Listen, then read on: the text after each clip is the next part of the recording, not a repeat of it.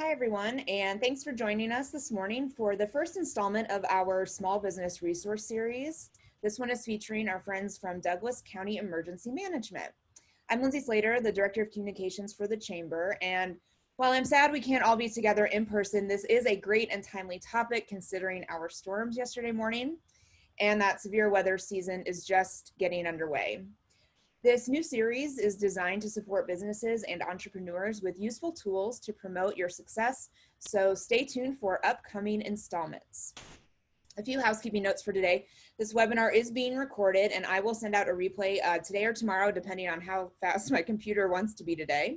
And if you have specific questions for our presenters, please use the Q&A box, not the chat box. That way we can keep track of which questions have been answered. So today's presenters are people I have been spending a lot of time with virtually as they're helping lead the response to the current COVID-19 pandemic and organizing leadership from across Douglas County. Robert Bieniecki is the Director of Douglas County Emergency Management and Jillian Rodrigue is the Deputy Director. And both Robert and Jillian have been outstanding to work with in regard to the coronavirus response. And they have also done outstanding work in the severe weather arena. So with that, I will turn it over to Jillian. Lindsay, thank you so much. It's an honor and a pleasure to be here. I know the same for Robert as well, especially with everything that's going on. Thank you to each of our business partners that are on the webinar today and those that are going to watch this at a later time. As we go through this whole COVID-19 response and recovery, we're grateful for your partnership, for standing in line with us arm in arm as we find the best way to move forward for Douglas County. Thank you for sharing your ideas and being a part of our progress. We're also grateful that you're taking time to build a severe weather plan or at least review your severe weather plan for your business. Severe weather season is here. We're coming up on the anniversary of the May 8th, 2002 tornado. And of course, nearly forget the May 28th, 2019 tornado. And so today's goal is to walk you through 6 steps to building your severe weather plan. Now, we're going to give you these tips and we're not going to leave you empty-handed. Emergency management is here to support those efforts. We won't write your plan for you, but we will help you out. We will review your plan if you'd like us to do that. We can also help you find what that best place would be in your business and try to answer any questions that you have. We're here to support you along the way because the better prepared each of you are, the better prepared our community is. So let's go ahead and jump in. Basically, so our first step in the process, and again, we're going to keep these as simple as possible as you move forward, because we know with everything going on, one more thing on your plate is not necessarily something that most business owners are looking for. So we're going to keep it simple. The first thing is getting your emergency alerts. So you have to know that there's severe weather in order for you to respond appropriately. As I do with every single presentation that we give in emergency management, is remind everyone the difference between a watch and a warning. So a severe thunderstorm or tornado watch, which we were under yesterday, will be that long-term heads up. Typically, there's not a lot of storms in the area at the time. That's your preparedness time. That's when you start reviewing your plans, talking to your employees, and working through the process of what happens if a tornado or severe thunderstorm warning is issued. And that is going to be when action is required immediately. So there's no time to wait. There's no time to think it through and wonder where you're going to take your folks. You want to have your plan in place ahead of time. And you're going to want to have more than one way to receive those alerts. Inevitably, one of them may not work. Or you may need multiples for different shifts or different information of that sort. So the county does offer a free notification system. And you can set that up for your frontline phone, your employees, maybe a supervisor can have that on their cell phone. It will text and it will call you. And it's also based on your address. So the only time that you would get that alert from our call notification system would be if your business is within the warning. Because what we don't want you to do is close down your business or shut down or change things when you're not in that warning. So keep that in mind as we move forward as well. But there's no weather radio. There are social media apps. There's apps on your cell phone. Our outdoor warning sirens are for those that are outdoors, but some of you may be able to hear those if they're on the property of your business. Think about who's going to receive that alert.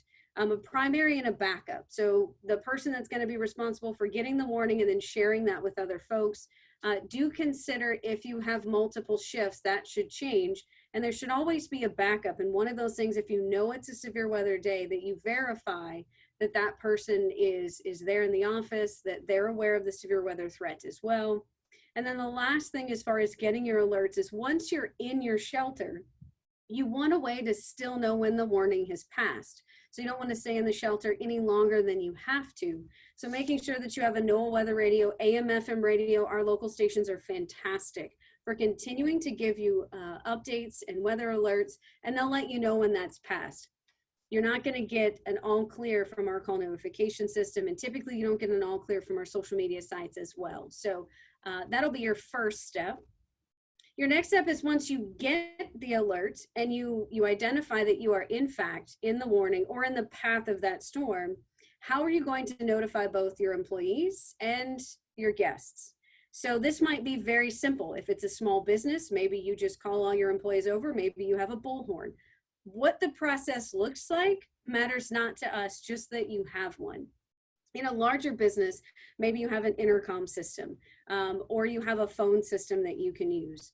That's whatever that is for your particular entity. That's what we want you to write down in the plan and make sure that your folks know exactly how that alert's going to come out. And then how are you going to notify your guests in your business? Are you going to go table to table? If it's a restaurant, do you make the announcement over for all of your retail customers? What does that look like? So just thinking about that process, as well as how do you account for who's in your business? So when I first moved to Kansas, so I'm not from here, I grew up in South Louisiana, so I went from hurricanes to tornadoes. But I worked at a restaurant in Goodland, Kansas. In my first tornado warning in Kansas, and I'm working in the restaurant, and I notify the folks that are in the business that we're under tornado warning, and we have a basement, and they're more than welcome to join us in the basement. And they asked me if they could get their drinks to go. And that was kind of a new thing for me. I thought, surely everyone just goes to their basement, right? They didn't. We notified everybody in the restaurant that they could either stay or they could go, but they had a choice because we were going to close down the business at that point. So whatever that looks like for you, having that point in place to say, we're going to make an announcement. You either go to our shelter or you can leave, either one. But this is what we're doing. This is how we're going to account for the people that are in our business. So if something does happen to the building, that you have a general idea of how many people are in your facility. So if it does get damaged and search and rescue comes through, you could give them a general number of folks that were there at the time. So find out how you'll make that notification to both your employees and your guests that are in your business. Our third step is you have to designate a shelter. So now you've received your alert, you've notified folks, but we need to take them to a good space. Now, we know that not every business in Douglas County has a basement or has a designated tornado type severe weather shelter. What we're looking for in your best shelter in your business is a room or rooms on the lowest level of your building in an interior room with no windows. Now, we use the term your best shelter because that's what we're looking for, and everything looks a little different. For some folks, it's offices in a back room. For some, it's bathrooms. For some, it's a cooler. And that's the best place for you to take folks because it's the safest place for you to be. And that's what we want you to find in your business. Now, with COVID-19, that does make things a little bit more interesting. Our key message is that if you're taking shelter, the greatest risk to you, your employees, your staff, and your guests is that storm. It's the tornado, it's the damaging winds, and we need you to take cover. Now, you can do things, encouraging masks, hand sanitizer, trying to socially distance folks as much as you can, but the key thing is going to be to take cover when that warning is issued, because that's what is currently threatening the lives of people that are in your care at that moment. So keep that in mind as we go forward. And once you leave that shelter, then go ahead and deep clean that space so that you can make it safe to return. It's a really good idea to label or put signs up for where that shelter is. As your employees and your staff go through, they start to see the signs. Now, we are not necessarily encouraging you to spend hundreds and thousands of dollars on signs. There are some really great sign businesses in Douglas County, and I'm certain they would do a great job for you. But I've also seen folks where they printed a sheet and they laminated it and they taped it to the door. And that is good enough, especially in hard times, just so that in the midst of the chaos and in the midst of that anxiety of the tornado warning being issued, it becomes very easy to identify where the storm shelters are. And then your employees get used to seeing them as they walk by them all the time, and subconsciously can start to remember where those places are. It also gives your employees and your guests that feeling of security that you have a severe weather plan and that you know what to do when something happens. So it's an added bonus for your business as well. So again, just put some simple signs. It doesn't have to be anything elaborate. Just have something designating where you're going to go and take cover in the event of a tornado or a severe thunderstorm warning. So preparing your storefront, you're going to take cover for that tornado warning, but how do you secure your business? What does that look like? And again, I'd love to give specific details about what each business might do, but I don't know every business in Douglas County. So these are some things you're going to want to think about. In our restaurant in Goodland, we had a cash register, so we locked the front doors, we locked the cash register, and we made that decision to stay or go very, very quickly. For your business, this might take a little bit more time. And it may not just be your storefront where the cash register or the greeters are, or those front doors. There may be machinery that you have to shut down in order to safely secure the building that you're in. And all of these things need to be taken into consideration when making your plan. Your plan may be as simple as we make an announcement, we lock the cash registers, we lock the doors, we get everyone to shelter. It only takes us a few minutes to get everyone to shelter. For some of our larger commercial businesses, that may be several minutes into half an hour or longer to shut down those large machines to make sure they are safe so that those workers can walk away and get to shelter. That timing matters because that's how much time you need to get that warning to get your folks to a safe place. So think about what that's going to look like, what makes your business safe during that taking shelter time, during that tornado warning. We want to get to safe and secure. And maybe for you, that's putting a sign on the front door that says, we've taken shelter for the tornado. Maybe you leave your front doors open. There are some places that will tell everyone in the business that they are taking cover. They put the signs on the front that say, we've taken cover in whatever the space is, and they all go to that shelter, but they leave the doors unlocked in case someone comes by, they're walking by, they're downtown, or they're driving and they don't have a better place to go. And they pull over into that business and those doors remain open. So think through those things as well. Again, making your business safe and secure both for your staff and your employees, but also those that are going to frequent your business. And talk about it often. Talk about what that's going to look like. We'll talk about practicing that plan right now because we don't want you to write a plan and it can be the best plan in the world, but if no one knows how to execute it, no one knows what they're supposed to do, the plan doesn't do you any good whatsoever. We are firm believers in emergency management. We write plans for all kinds of things. And then we do exercises or simulations, as we refer to them, about what that would look like, what happens. So we test the plan. So in March, we did the statewide tornado drill where we activated the outdoor warning sirens, and our staff walks through every process that we have, including where we go if there's severe weather. We are on the second floor of the law enforcement building. So we talk about where are we going to take our staff if those that are here, if this building's going to take a direct hit or a direct line of where that storm was going, which was a concern on May 28th, where do we send our folks? The LEC has a basement. So we send those folks that we can send down there. We continue to maintain what we're doing for notification and what we're required to do. But we even have a tornado safe space downstairs that we can send our people. So think through those things, walk your staff through it. The next time you have a staff meeting, talk through how that's going to work. What does it look like? I talked to a business owner not too long ago.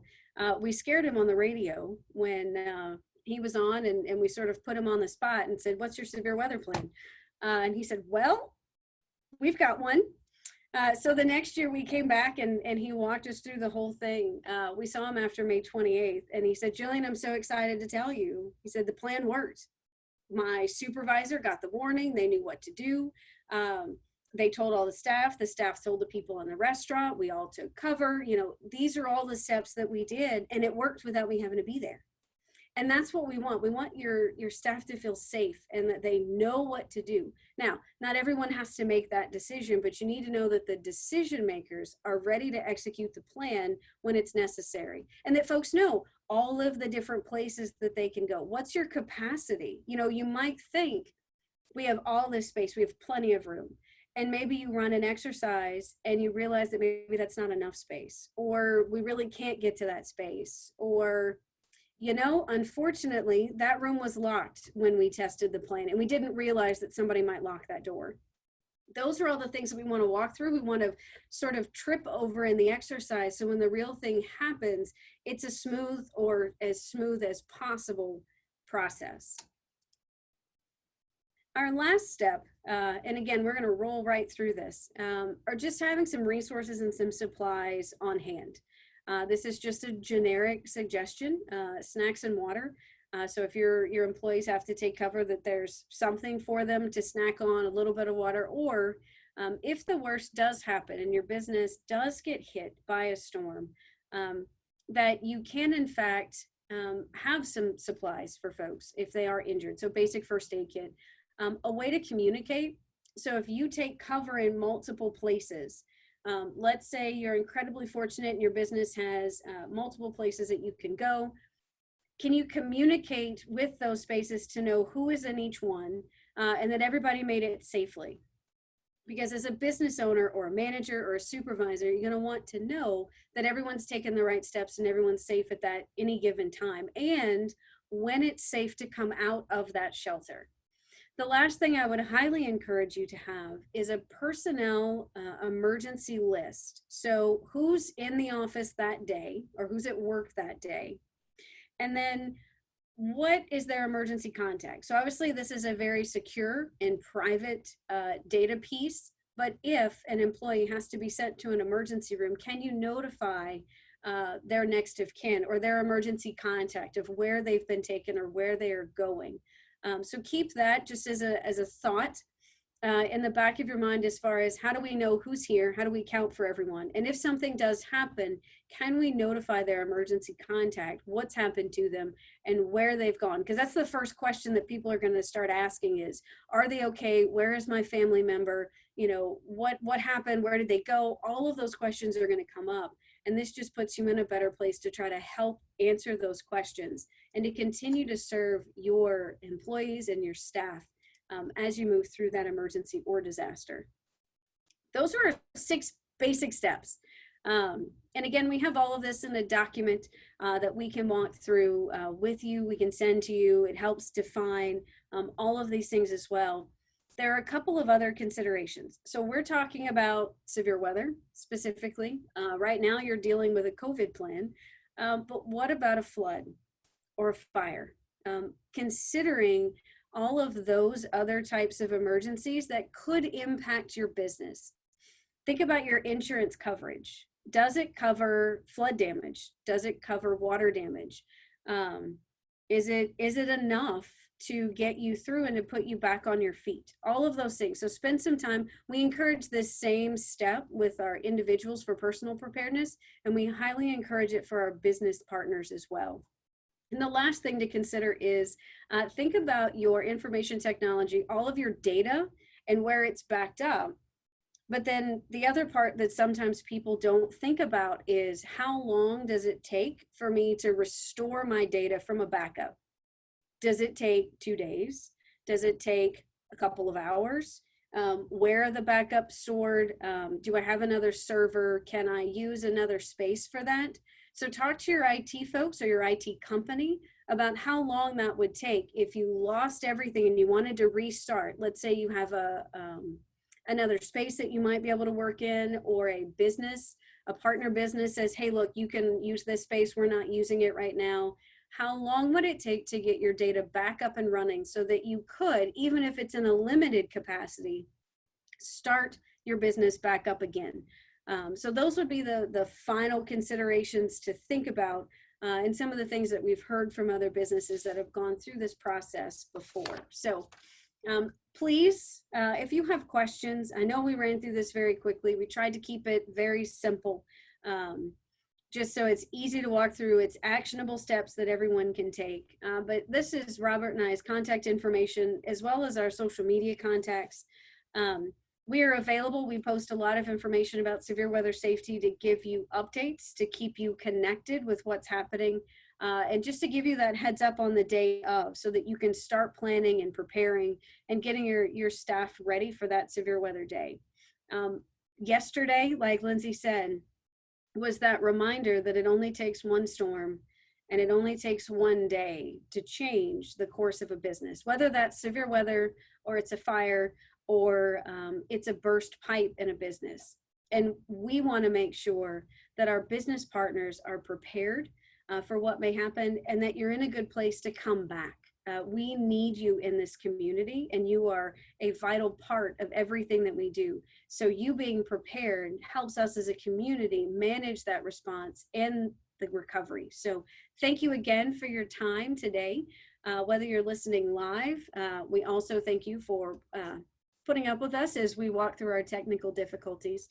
And for those that are watching later on, thank you for taking the time as well. Reach out to us if you have questions. Also reach out to your fellow businesses. There are a number of organizations and businesses in Douglas County that have severe weather plans. And I know this because many of them I have reviewed.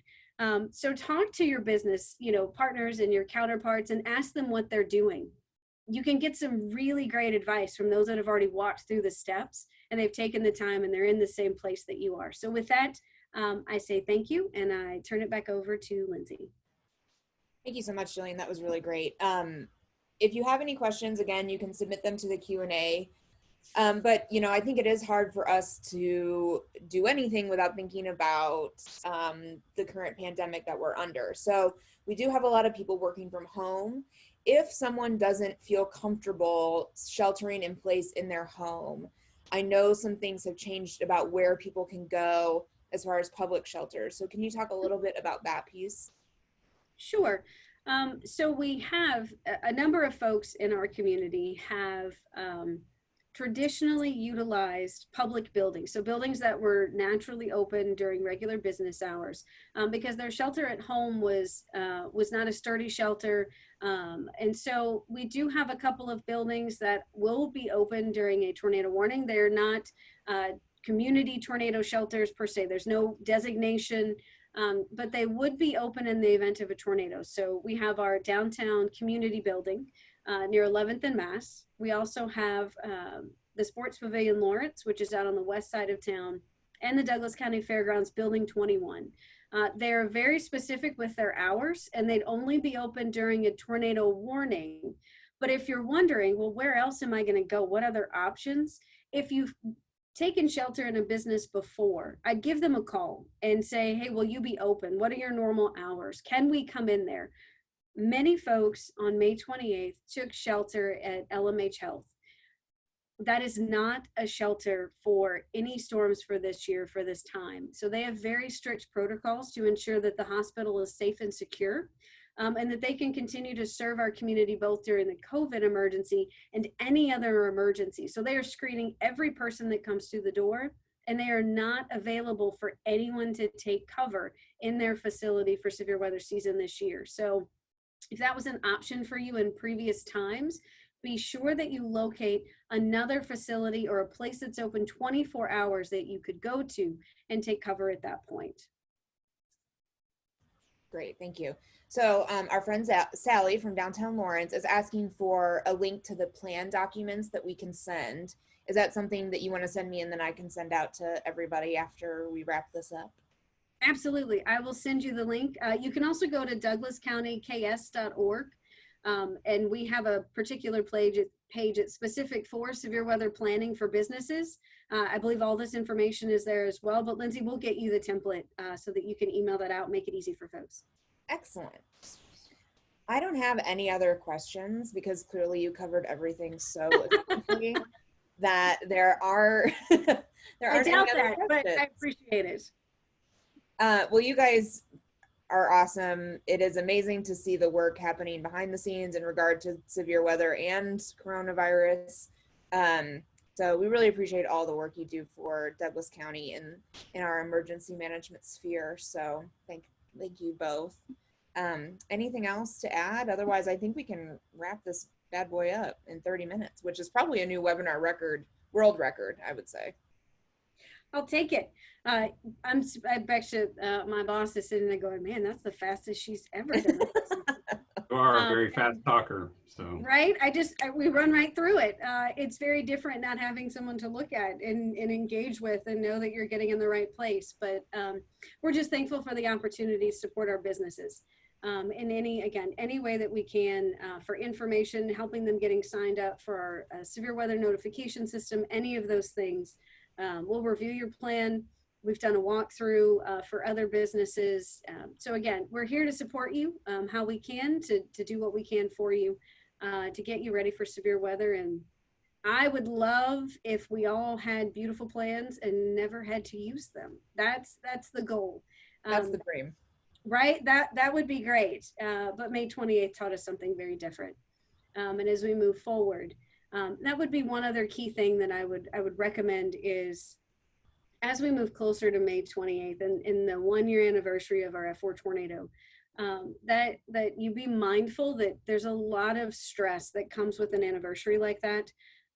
Not only our staff and employees and even those coming into your businesses that are stressed already with COVID, but that reminder and that emotion all comes back. And so again, just a reminder that there is support out there for businesses, for personnel. Burt Nash Mental Health Center is out there. There's a number of other places that you can call and connect. But I just ask that you be mindful of your employees as we go through that 1-year anniversary, that it could be stressful and it could be really difficult. There's a lot of emotion just wrapped up into that day and everything that happened afterwards.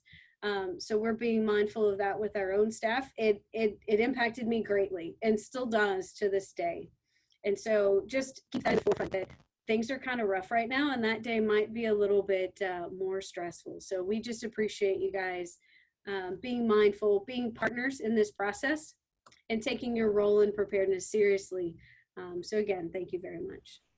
That's a great reminder. And Jillian, the best way for people to contact you is the info on the screen, right? If they are interested in getting your help to set up a plan. That's going to be the easiest way. A lot of our staff are working remotely. We're forwarding phone lines, but email is probably the best way to reach us. And then we can get in contact with you from there. All right. Well, I think we're all set. So thank you again to both of you for all that you're doing. And providing this info. This will be a series, the Small Business Resource Series. So stay tuned on upcoming topics and we will see everybody in person soon, hopefully.